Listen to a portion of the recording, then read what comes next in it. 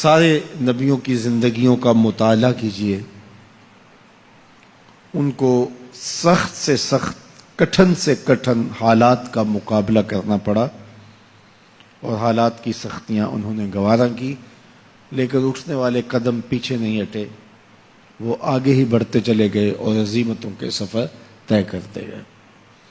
سب سے زیادہ مشکل اور کٹھن حالات میرے اور آپ کے آقا و مولا حضور نبی رحمت صلی اللہ علیہ وآلہ وسلم کو ملے، اور حالات کا جبر حضور کو سہنا پڑا، تلخیاں گوارا کرنی پڑی۔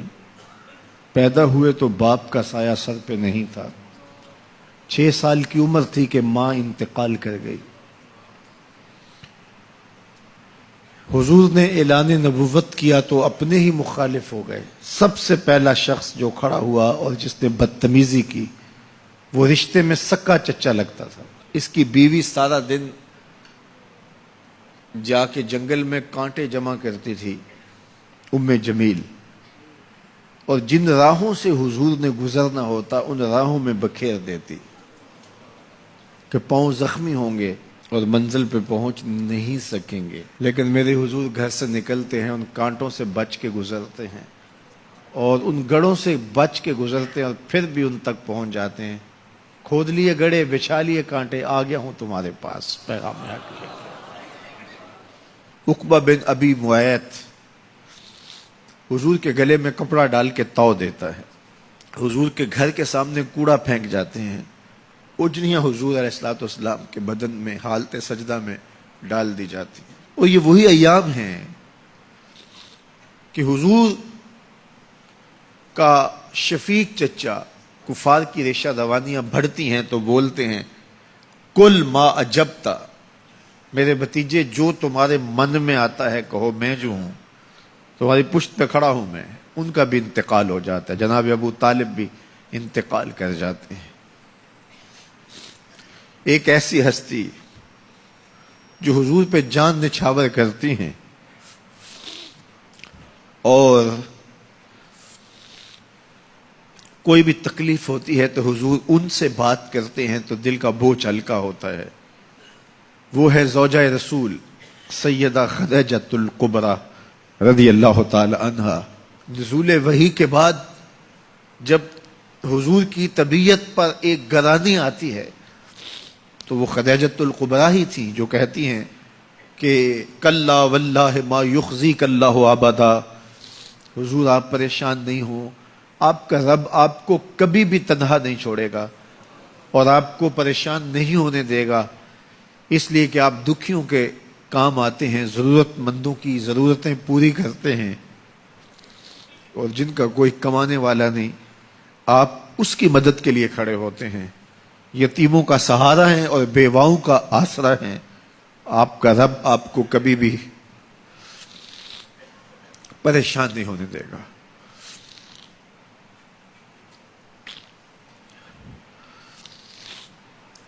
سیدہ خدیجۃ الکبریٰ کا بھی انتقال ہو جاتا ہے، جو ہر مشکل وقت میں ڈھارس بندھاتی تھی، پشت پہ سایہ بن کے نگہبانی کا فریضہ انجام دینے والے چچا بھی انتقال کر جاتے ہیں۔ عقبہ بن ابی معیط کی بدتمیزیاں بڑھ جاتی ہیں، راہوں میں کانٹے بچھتے چلے جاتے ہیں، گڑھے کھودے چلے جاتے ہیں، ادھر حضور کے غلاموں کو پکڑ کے چوراہوں میں لٹا کر کے کوڑے مارے جاتے ہیں، چکیاں پسوائی جاتی ہیں۔ حضور گزرتے ہیں تو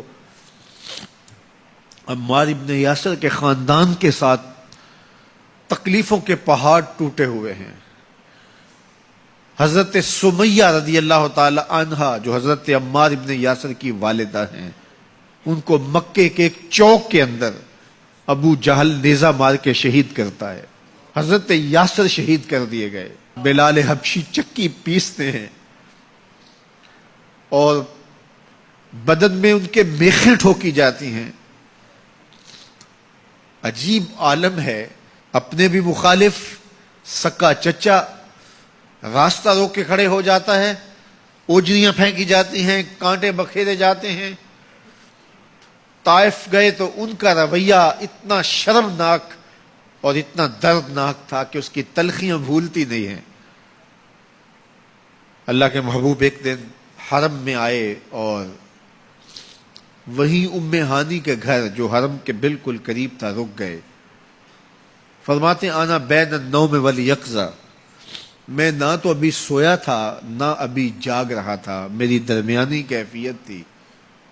تو فرماتے ہیں کہ میں اپنی چچا زاد بہن ام ہانی کے گھر میں تھا کہ جبریل براق لے کے آ گئے اور آ کے سندیسہ دیتے ہیں ان اللہ اشتاق الی لقائک یا رسول اللہ، محبوب زمانے کے دکھوں نے آپ کو گھیر لیا ہے اور تکلیفیں حد سے تجاوز کر گئی ہیں۔ رب کہتا ذرا آؤ نا، میں رخ سے نقاب اٹھاؤں اور آپ کو جلوہ کرا کے سارے غم غلط کر دوں اور سارے دکھ دور کر دوں۔ تکلیفیں حد سے بڑھیں، اذیتیں زیادہ ہوئیں، تو مالک نے کہا محبوب وہ منظر بھی دیکھے کہ طائف کے بازاروں میں لوگ پتھر لیے کھڑے تھے، اب وہ منظر بھی دیکھو، رضوان جنت کے پھول لیے کھڑے ہوں گے، فرشتے قطاروں میں منتظر ہوں گے، وہ پتھر لیے کھڑے ہوں گے، یہ پھولوں کی کلیاں لیے جنت کی حوریں کھڑی ہوں گی۔ تو حضور کے استقبال کی تیاریاں ہیں، جبریل براق لے کے حضور کی خدمت میں حاضر ہوتا ہے۔